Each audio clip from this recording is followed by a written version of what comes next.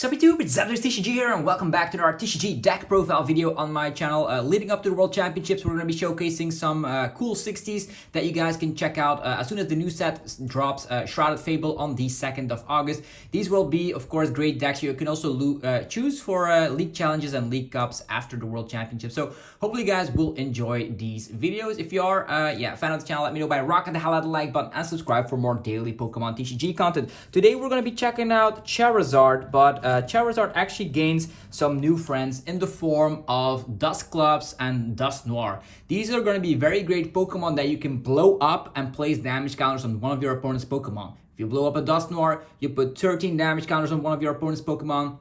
If you blow up a Dusclops, that's 5 damage counters. You can then activate comeback cards like, for example, Defiance Band, Catcher, Roxanne, etc. So that's going to be a really great combo in combination with the powerful Charizard that we come to know and love. We have the Burning Darkness slapping 180 damage plus 30 more for every prize card the opponent has taken. And if you take that into thoughts that you can actually blow your own Dusclops up to boost the damage output of the Charizard EX, the opponent will never know are they in range of getting one-shotted by a Burning Darkness. We have full control on that department. So also Charizard just gets its own energies instantly from the deck with the help of the Infernal Rain, so you don't have to worry about that in the slightest. This list will only play 5 fire type energies because we are playing Super Rod as well, so don't worry about it. And we also have some additional draw power, but more on that later. But in this list we're gonna start off with 3 copies of Charizard EX. This is a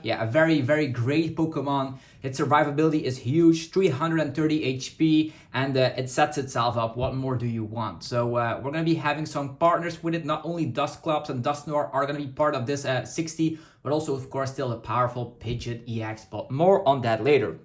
Then we're playing 1 copy of Charmeleon. You can also think about adding in the one from the 151 set with the ability, but this actually slaps down more damage, which sometimes can be very helpful. So I'm still a fan of playing this Charmeleon as it slaps 70 damage for only 2 energies, which is the exact number to actually not one-shot something like a Mimikyu. So that's super cool indeed, and it takes less effort in my opinion. Okay, moving forward, there's going to be 4 copies of Charmander. We're playing only 70 HP Charmanders this time around because I actually am respecting Dragapult, definitely at the World Championship, so having 60 HP is definitely a liability. So let's just go with 4 copies of the 70 HP Charmander. So we're playing a 4-1-3 line of the Charizard EX. Moving forward, we're going to be talking about Pidgeot EX. You should know Pidgeot EX by now if you have been watching the Championship Series 2024 season. Pidgeot has seen a lot of screen time over on the streams, and that's because of the quick search ability. Getting any card you want from the deck every single turn is just that powerful. You can get some devastating combos going where you find the exact puzzle piece you need to win games. Not only to have instant hand disruption with Iono or Roxanne, or just to close off games to find that last boss's orders, or even finding an unfair stand when the opponent least expects it. It's going to be a very powerful engine for sure to get any card you want. Then 2 copies of Pidgey. There's one with the 50 HP with the Call for Family. This attack is still the preferred one, but I'm also having a 60 HP Pidgey thrown in here because sometimes when Dragapult goes crazy, they are actually setting up damage on the Charmander, damage on the Pidgey and all that, and it goes wrong horribly. So I'm fine with playing a split line for now.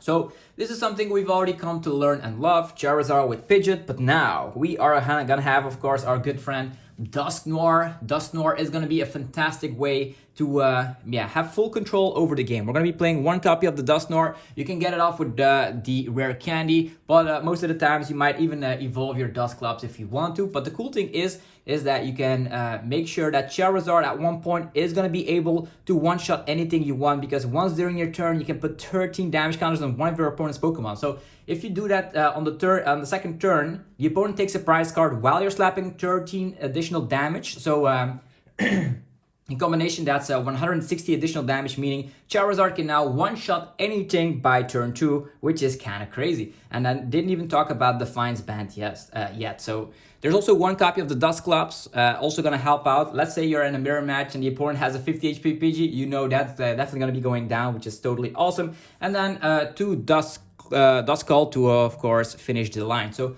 1 Dusknoir, 1 Dusclops, 2 Duskull. So you can blow Pokemon up, give the opponent prize cards, slap more damage with Charizard, and then, Iono or Roxanne to low hand size. It's super nice. We can also make sure if we blow up stuff like the Dusknoir or Dusclops, we can attack a little bit earlier with Radiant Charizard when the opponent least expects it. Definitely in combination with Defiance Band then can also win games. So one copy of the Radiant Zard in this list. I'm still a big fan of it. Then we have some very important bench sitters. The first one on the menu is definitely going to be Manaphy. You definitely need to play Manaphy or you can easily get board wiped. So definitely get that Manaphy into your list. Protect your weak HP Pokemon from snipe damage. Not only Radiant Greninja is a target in decks like Chimpao, Screamtail could be annoying, but also the new Kyurem that is going to be around the block with Shrouded Fable. Then some 2-prize bench sitters that are going to be helping us out. First of all is going to be Rotom. You should know Rotom by now. You can just have it as a 4 Sealed Stone target, definitely because we're playing a high amount of Arven.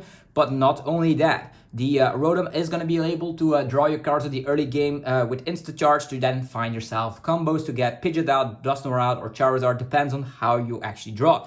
Lumineon can get you the supporter you want, whether you're wanting that one of Roxanne in the list or you want to have Arven to get yourself started, it is all possible with Lumineon. And then one Fezandipiti, you see here, we have no B-Barrel in this deck, so we had to cut some edges here to add in the Dusknoir line, so that's why we're playing a one-off copy of the Fezandipiti, and that's going to be allowing us to draw cards if a Pokemon went down during the opponent's last turn, and that's going to be helping out to, of course, get back a hand. If you get Fezandipiti out and have Quick Search, you get some wonderful combos going indeed, because Pidgeot only gets you one card, while Fezandipiti draws as well.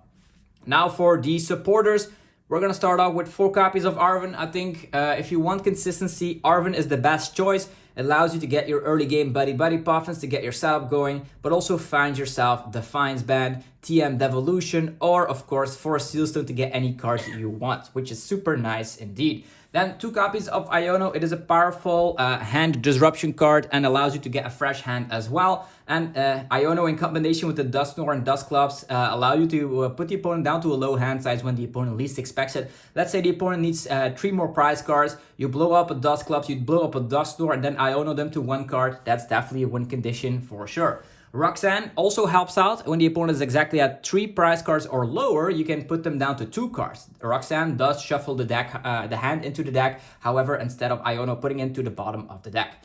2 copies of Boss's Orders. I think 2 copies is enough, as we mostly will rely on Counter Catcher and we can prey upon weak HP Pokemon on the bench. I'm gonna give you a little example. Let's say we use the Dusknoir to blow up and knock out something like a Frigibax. Now we Counter Catcher the Baxcalibur and knock it out. So that's your game conditions are becoming better and better with situations like this.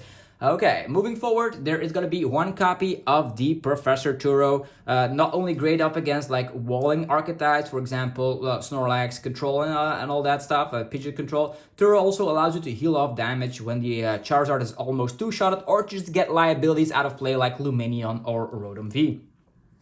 Then for the item cards, 4 copies of Buddy Puffin. It is mandatory to get set up with a deck like this, so I think it's not bad having that as a maximum of 4. Then I'm also playing additional 2 copies of Nesball to make sure that you get your setup going. Nesball can also find Rotom V, which I think is very powerful. And if you get like Charmander, Pidgey, and then a Rotom which uses Insta Charge on the very first turn, or maybe even get a Duskull going around in the mix as well, you're definitely going to be having a great game indeed. Then 4 copies of Ultra Ball. Ultra Ball is going to allow us to, of course, get those stage 2s from the deck.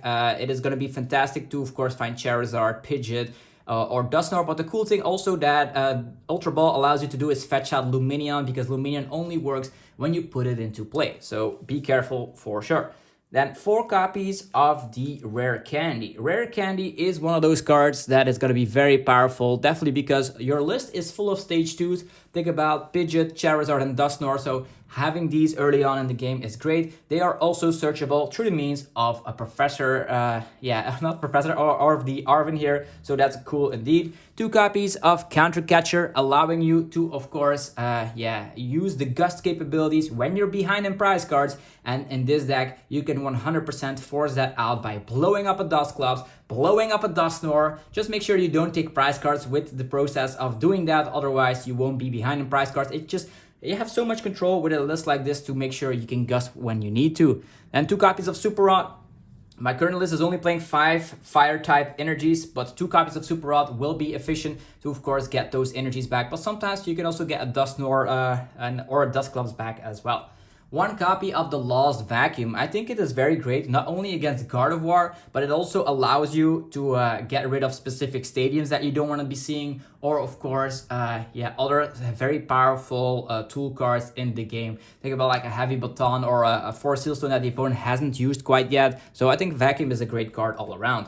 Then 1 copy of the Unfair Stamp. This is an additional draw support. You might think only 2 Iono is that good. Well, with Unfair Stamp, you have some additional draw support by your side, because both players shuffle their hand into the deck. You get 5 cards while the opponent only gets 2 cards. And Unfair Stamp in the early game is going to be very disruptive if you combine that with then a Dusknoir to knock out something on the opponent's bench, leaving them with like no draw support, because the Dusknoir can actually knock out something like a B-Barrel, and then you are in a situation where the opponent just needs the top deck, which is always super cool indeed.